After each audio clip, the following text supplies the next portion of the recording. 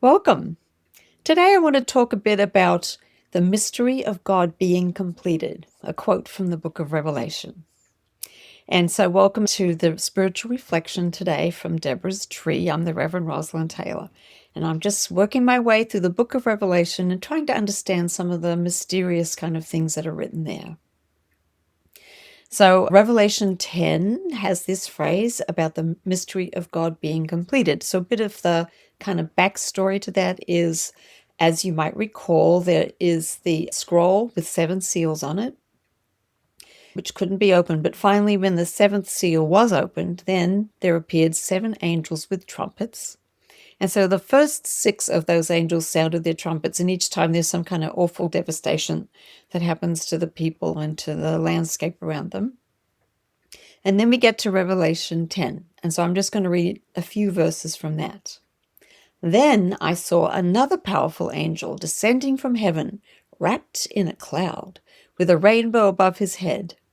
His face was like the sun, and his legs were like pillars of fire.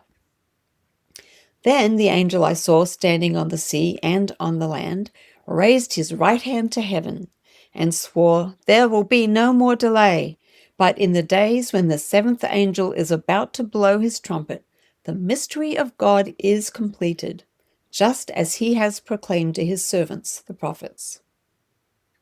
So often this part of the vision is interpreted as being a bit of a pause in the unfolding of the end times, a time to sort of build a bit of tension towards that, a time to prepare for the Divine One's plan to abolish all the evil forces in the battle of Armageddon and to establish a new heaven and earth when that final trumpet sounds.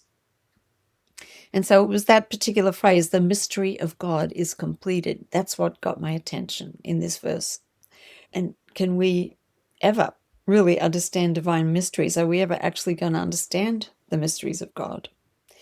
But even though that sounds a little bit impossible, it's still an intriguing promise to witness the meaning of all that has gone before in these inscrutable visions that John has been having.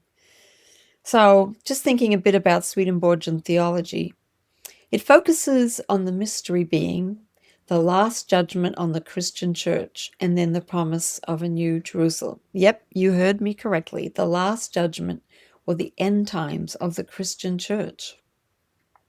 In Swedenborgian theology, there's been many spiritual epochs in the spiritual history of humankind, and each one of them comes to an end.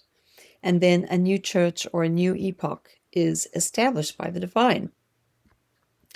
So this part of John's visions can be interpreted not as the imminent end or destruction of our planet as we know it, but as the end of the spiritual epoch that Jesus initiated and the eventual raising up of a new spiritual epoch.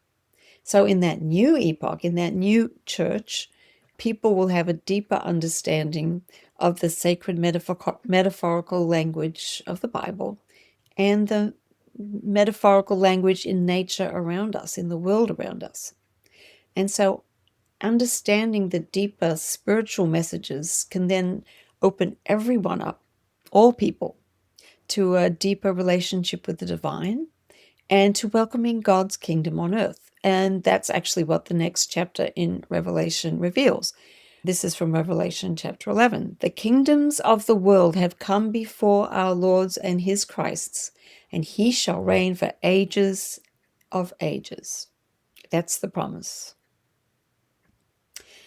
But I really like to take this theological focus down to a more personal level.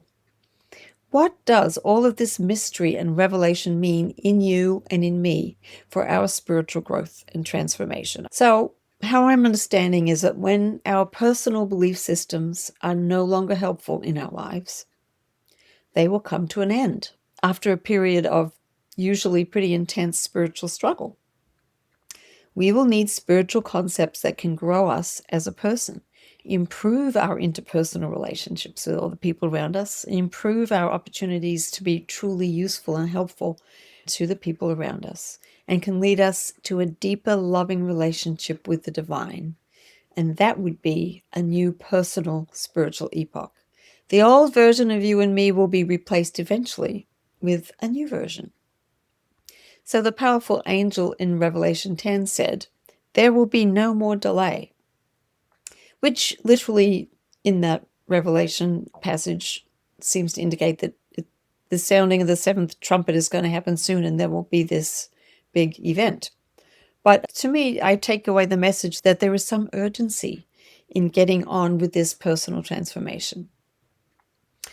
Actually, the strategy for that transformation has been laid out in the Bible. Sometimes it's sort of hidden in metaphorical language, like in the stories of the creation at the beginning of Genesis. And sometimes it's more explicit. But either way, now is the time to learn from that wisdom and to do some self-exploration. Now is the time to do the work of letting go of the beliefs and habits that are getting in the way of our spiritual growth.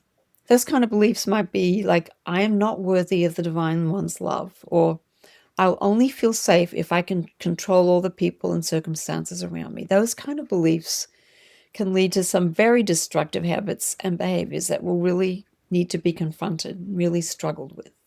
But the promise is that the mystery of how to end personal spiritual epoch and move on to a more joyful and loving personal spiritual epoch will be revealed to me and to you. Yes, there'll be lots of spiritual drama and destruction of who we have been, but in the end, there will be a blessed time of meaningful relationship with the divine and alignment with the Divine One's purposes. And so, having offered that promise, I would just like to close with a prayer that's inspired by the book of Revelation. This actually comes from chapter 4. Holy, holy, holy is the divine, the all-powerful, who was and who is still to come. Divine One, we offer you glory and honor and praise for your power, since you created everything within us, and because of your will we exist and have been created and can be recreated. So blessings on your day as you go forward.